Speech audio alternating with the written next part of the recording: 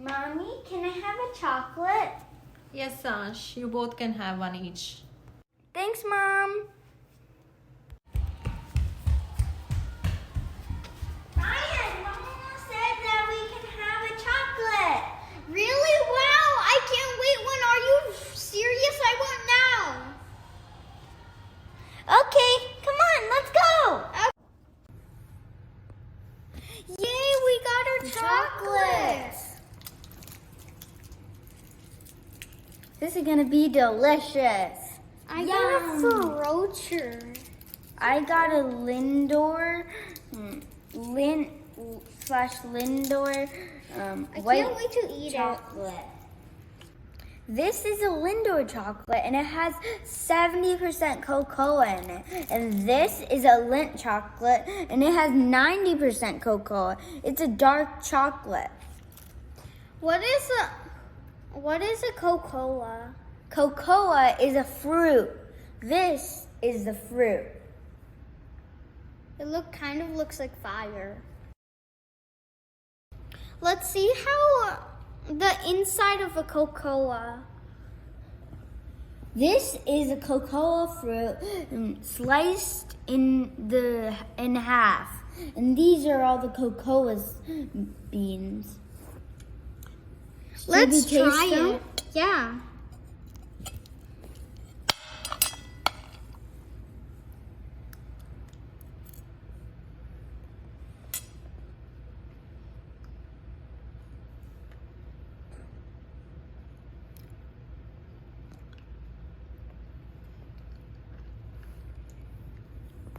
I have to say, it tastes like kind of like a melon. Doesn't taste like chocolate because I was expecting it to taste like chocolate because chocolates come from cocoa beans. So I was expecting it to taste like chocolate, but it didn't really taste like chocolate at all. For me, it kind of tasted a bit like a chocolate-ish mixture. I kind of felt like a bit of vanilla taste. Sasha, this cocoa tastes really well, and you said that it's made out of chocolate, right? It's not made out of chocolate. We make chocolate by cocoa beans. Really? That sounds interesting. Let's make one chocolate. That's a fabulous idea, Ryan. Let's try it. Okay. Let's take the beans out of the cocoa fruit. Okay, let's do it. These are the beans. And right now we need to extract them onto our little pan. And by the way, these are our pans that we just made, and they have banana leaves in them. And by the way, these are the banana leaves, and they are good in helping in the process of fermentation. Cassie, let's get our hands dirty. Yeah, let's go. And by the way, don't forget to wear gloves and safety. Protect your hands. This is a gooey situation. Even through my gloves, it feels...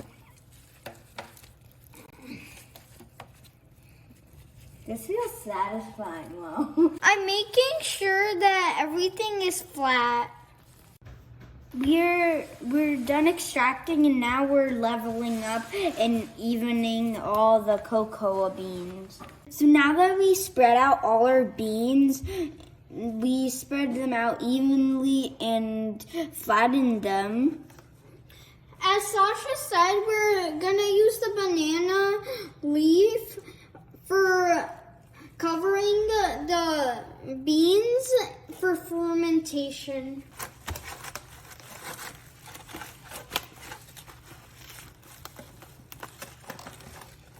Hi guys, so now we're covering up our beans with banana leaves. Now we have covered the beans with banana leaves completely. And we're gonna put it in the oven because in warmer areas, they would keep it out in the sun. But because this place is cold, then we have to keep it in the oven to maintain the temperature.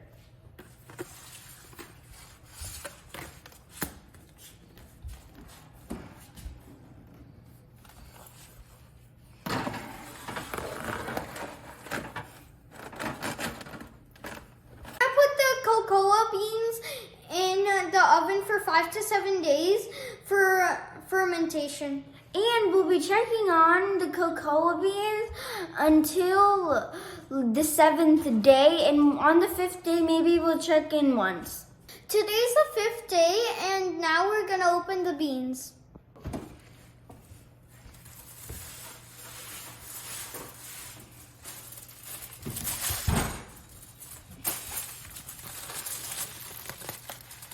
This smells like oven. So here we have like a proofer, and because like when we were doing the fermentation, really like it wasn't really that hot outside, because we can do really good fermentation when it's really hot in the area, but here it's not really hot. So we found that using a proofer is good for the fermentation. So now we're using a proofer, and we set it for 104 degrees Fahrenheit.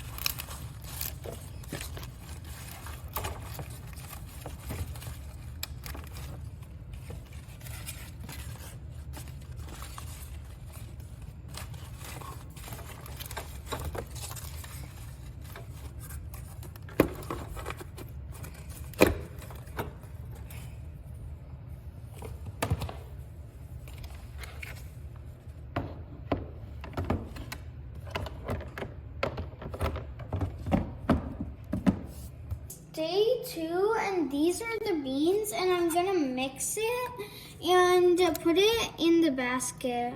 This one.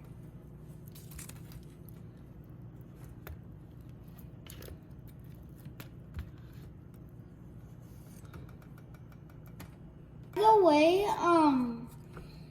I kept a plate underneath the cocoa beans, because then the cocoa juice won't go underneath the basket. Now I'm filling it with banana leaves.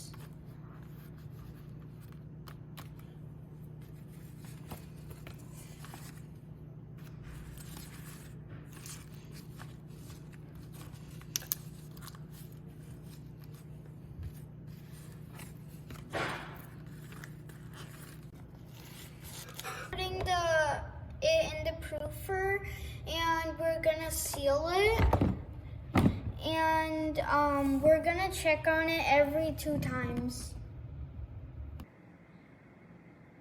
These are the cocoa beans when they're done being fermented, and this is the inside of a cocoa bean. How do we dry the beans? Because there's no sunlight outside and it's cold. Plus, it's snowing. Wait, let's use the food dehydrator to dry the beans. Dehydrator, and we're using it to dry the beans.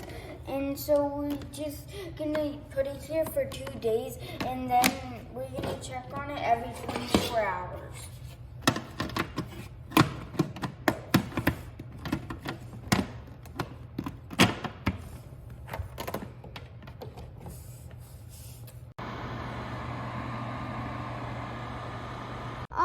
Now we're gonna see how the beans are after day 1.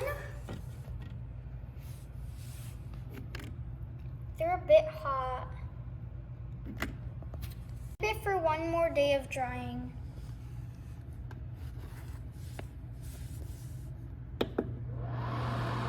beans after drying them. We're finished putting them in the dehydrator, the food dehydrator, and now these are the beans. And this is how the beans look in one tray. This is a single bean. These are all dry beans and they look good. And right over here, you see the inside black part. That's the part we're going to be opening later on in this video. This is how the beans look after drying. Now we're going to roast the beans.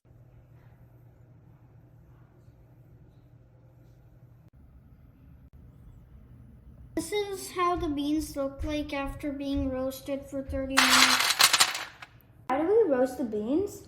I'm pretty sure it's to develop flavors and to kill bacteria. Now we're gonna peel the shell of the cocoa bean. This is the shell of the cocoa bean, and now I'm going to peel this.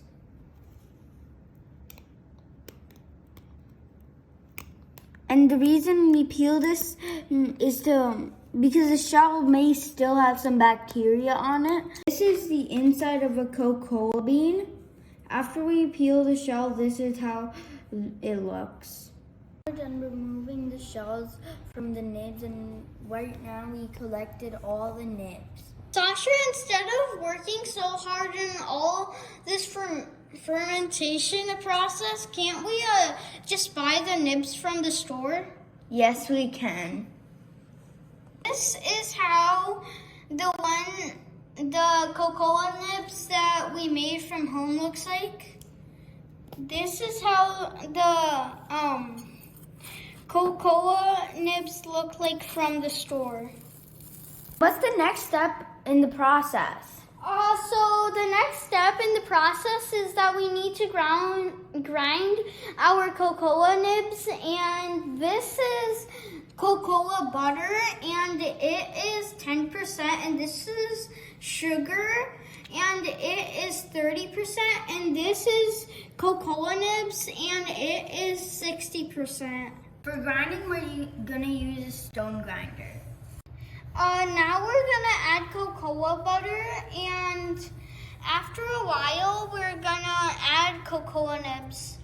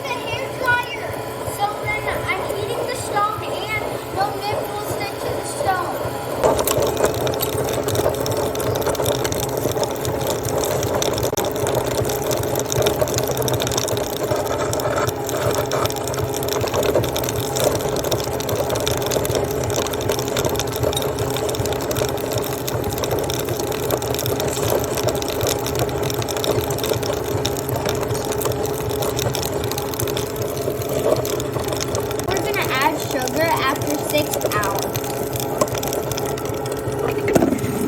The chocolate looks after 6 hours. And now we're gonna add sugar.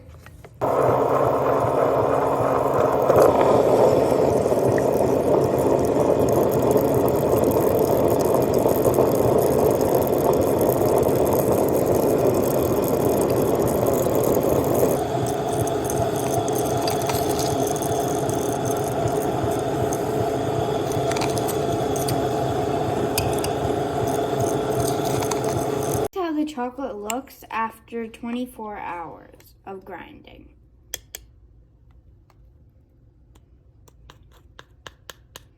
Ryan, do you think it's properly grinded? I don't know. Let's check the micrometer. Grinded chocolate should be in the range of 15 to 25 microns. And micron is also called micrometers, and it's 1,000th of a millimeter.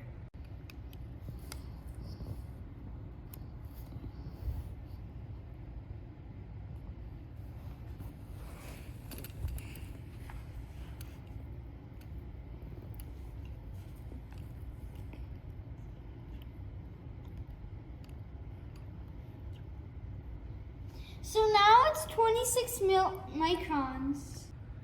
Because it's 26 microns, we'll just need to grind it for 1 more hour to get the perfect amount of microns.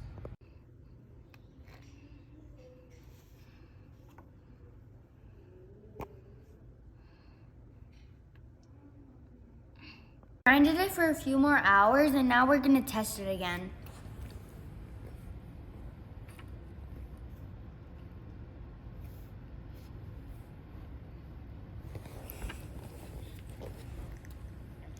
It is showing 22 millimeters.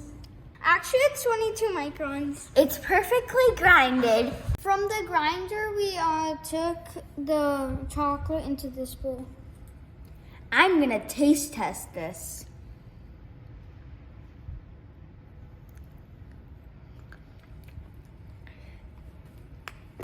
The dark chocolate is kind of bitter, and I prefer milk chocolate. So, do you want to make it into milk chocolate? Sure, Sasha, let's make the milk chocolate right now. So how do you make milk chocolate? The composition of milk chocolate is cocoa butter 10%, and cocoa nibs 25%, sugar 30%, and milk powder 35%. The components except milk powder are grinded, so now I'm going to mix milk powder with the chocolate.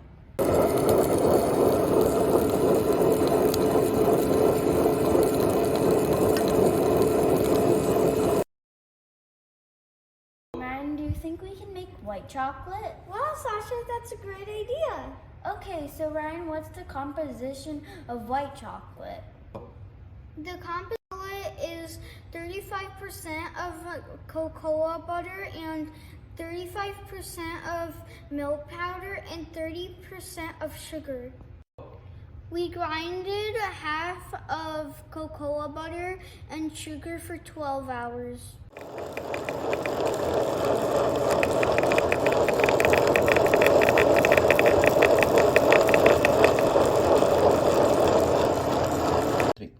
This is how it looks like after grinding. I'm gonna mix the milk powder with the rest of the cocoa butter.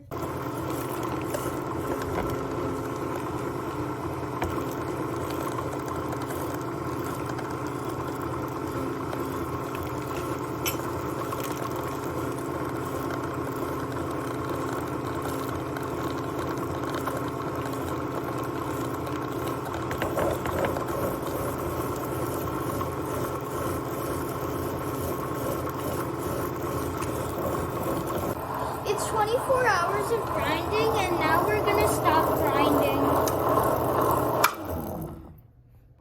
Ryan, can I taste some of the chocolate? Yes, Sasha.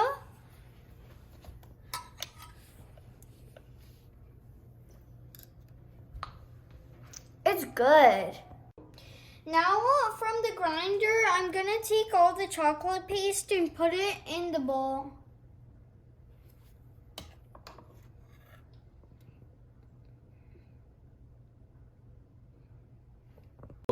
We took all the white chocolate from this grinder and put it in this bowl.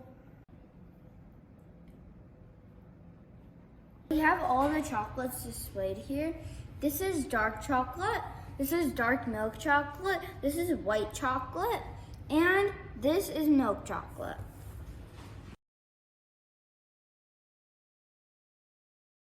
Are we done making our chocolate? No, Sasha, there's still one more step in our chocolate, and it's tempering. And what is tempering? Tempering is a well-tempered chocolate is a solid in your hand, but when you eat it, it melts. Sasha, what's well-tempered chocolate? Well-tempered chocolate is when chocolate has a glossy look to it. Also, well-tempered chocolate doesn't melt in your hand. It melts in your mouth. Another thing is that well-tempered chocolate breaks with a snap. We already told you what tempering is. Now we're going to show you. This is the tempering machine. This is the plug. This is the on and off switch. This is the tempering controls. In the tempering machine, we put water. There is a max level and a minimum level, and we have to put it in the middle of that and fill water. Water is used for maintaining temperature. We have two chocolates. One is milk chocolate, the other is white chocolate. We splitted both chocolates into 1/3 and 2/3.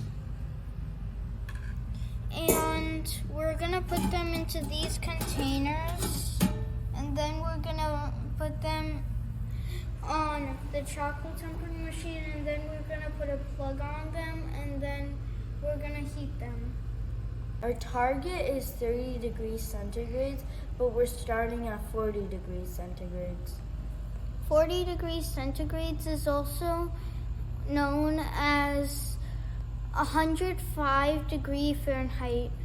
We're using the 2/3 portion of chocolates and filling it in this container for melting, and we're gonna use the 1/3 for later use.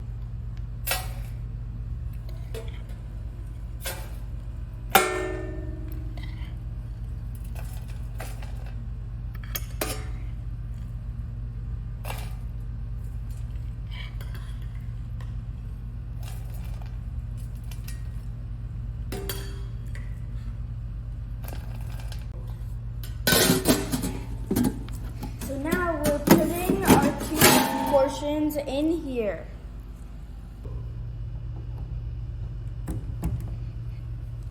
So now I'm going to set it to 40 degrees. This is 40 degrees centigrade.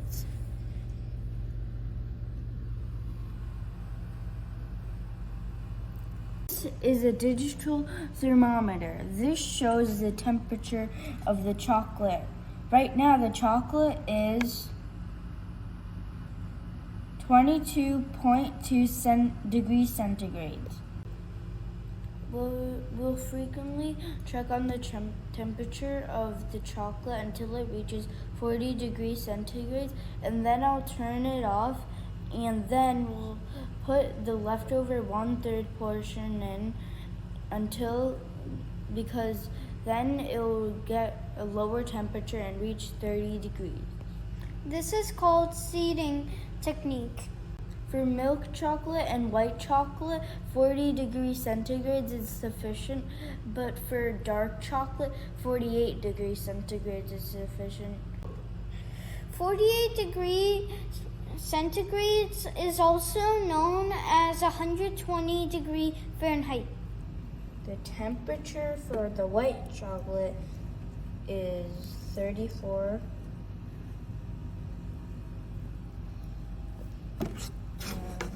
Dark chocolate. Dark chocolate is done. Temperature is 32. Now we reached 40. I'm going to turn it off.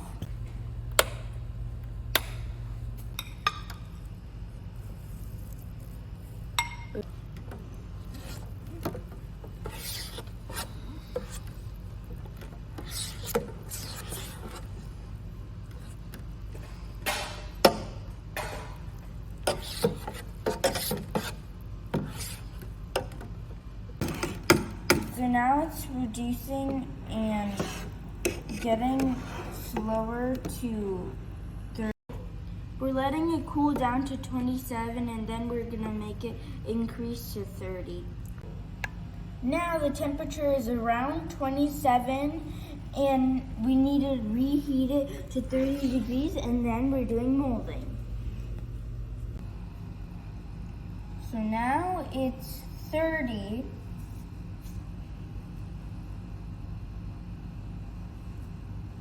Just wait a few seconds and then it'll show 30. And so now we are gonna mold it.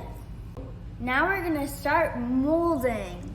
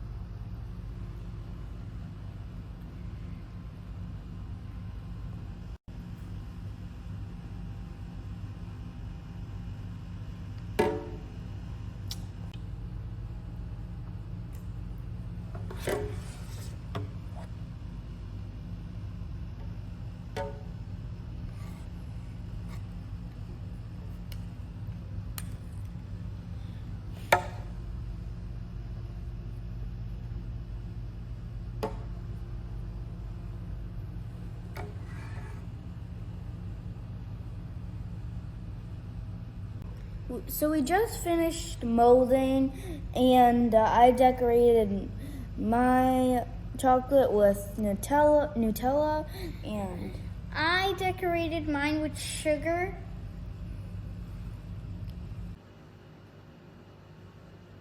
We now have well-tempered chocolate!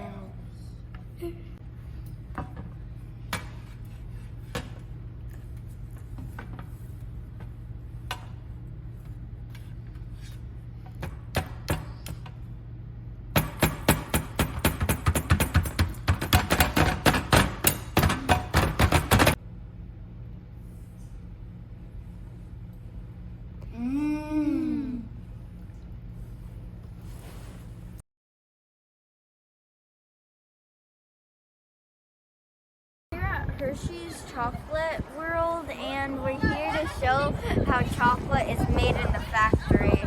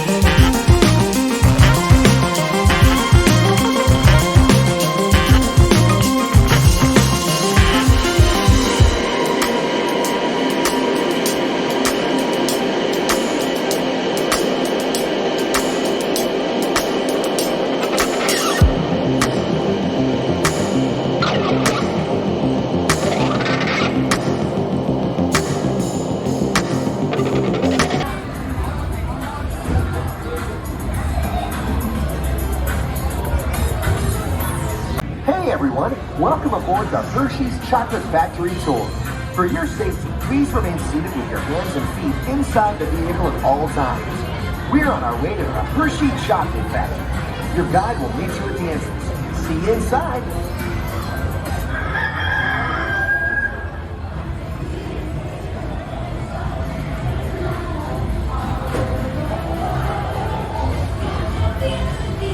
Hi, folks! Welcome to our dairy farm.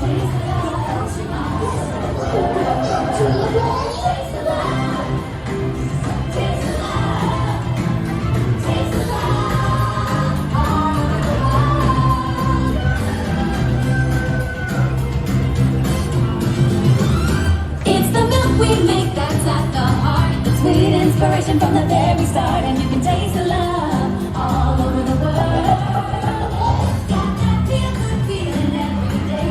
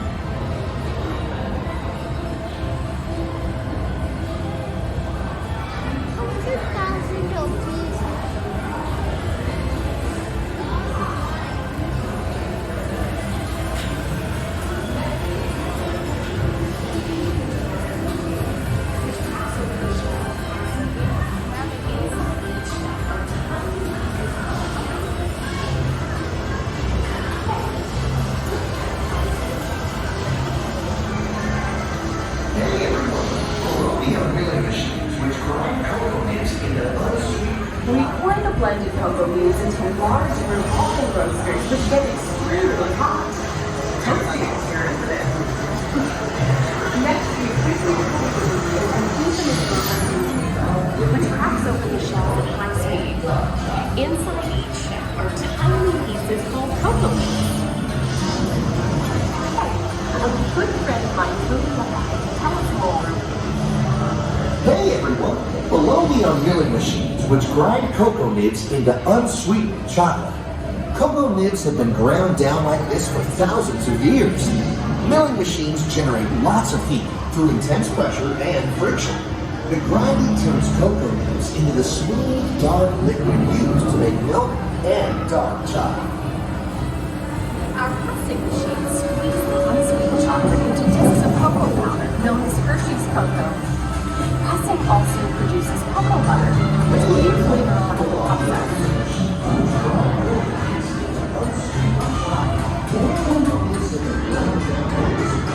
Every day, Cheyenne tanker trucks pick up milk from local farms and run up outside our factory for delivery. Hershey is one of the only companies in the world that use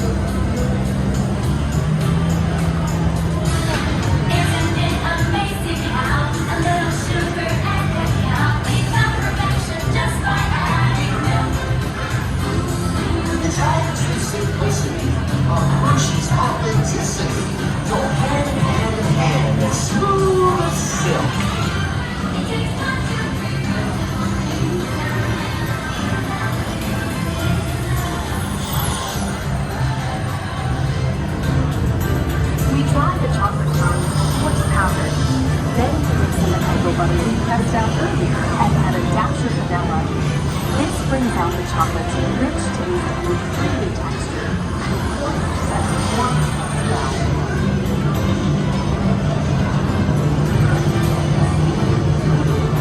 We feed the chocolate foam through steel rollers that grind and refine the chocolate until it reaches a smooth, uniform consistency. Here's our friend Kiss to explain the next step in the process. Hi, everybody. These conching machines use big granite rollers to smooth and transform refined funk into milk chocolate. The conching process mixes and heats the chocolate, developing the rich flavor and color. Heavy rollers smooth out the refined funk until it reaches the silky liquid texture of milk chocolate.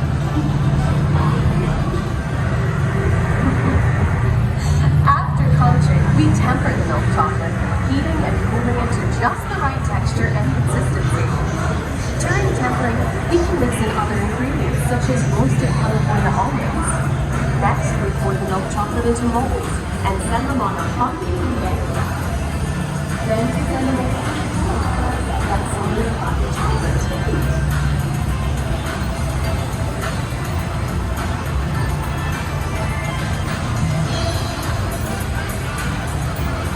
All of that fresh, delicious Hershey's chocolate goodness is finally ready to be packaged. Like Hershey's milk chocolate in special dark box. Hey, don't forget about Reese's peanut butter cups. My personal favorite. Everyone has a favorite. Mine are Hershey's Kisses chocolate. Aw, thanks, Alex. That's so sweet.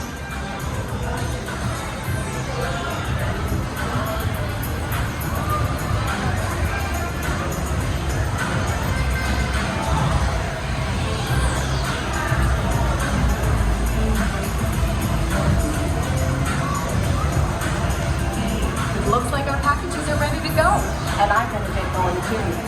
It's been a privilege being your guide today. Remember that wherever you go, you're never far from a piece of Hershey's happiness. So be sure to share my goodness with the ones you love. Thank you, everyone. Bye.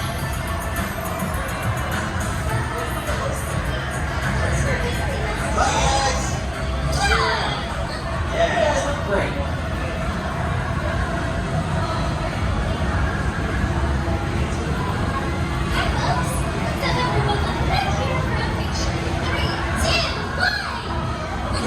Now, everybody say Hersheys. 3, 2, 1. Hersheys! Okay, guys, time to go share some goodness.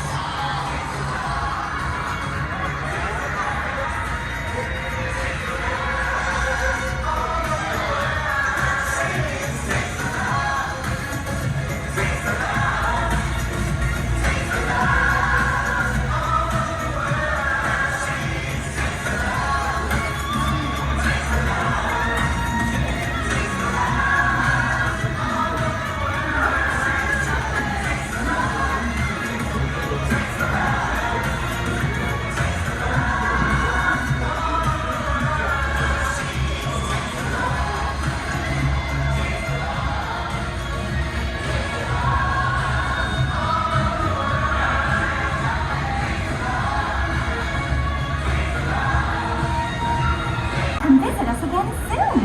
Please remain seated until the door. Thanks for watching, guys. Like, share, subscribe. Sasha, what's the composition?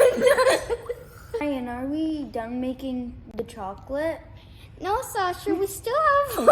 Ryan, are we done making our chocolate? No, Sasha, we still have. How do we roast beans? To develop the flavors and to develop to kill bacteria. Why do we roast the beans? To develop bacteria and to. It's actually 22 microns. Perfectly grinded.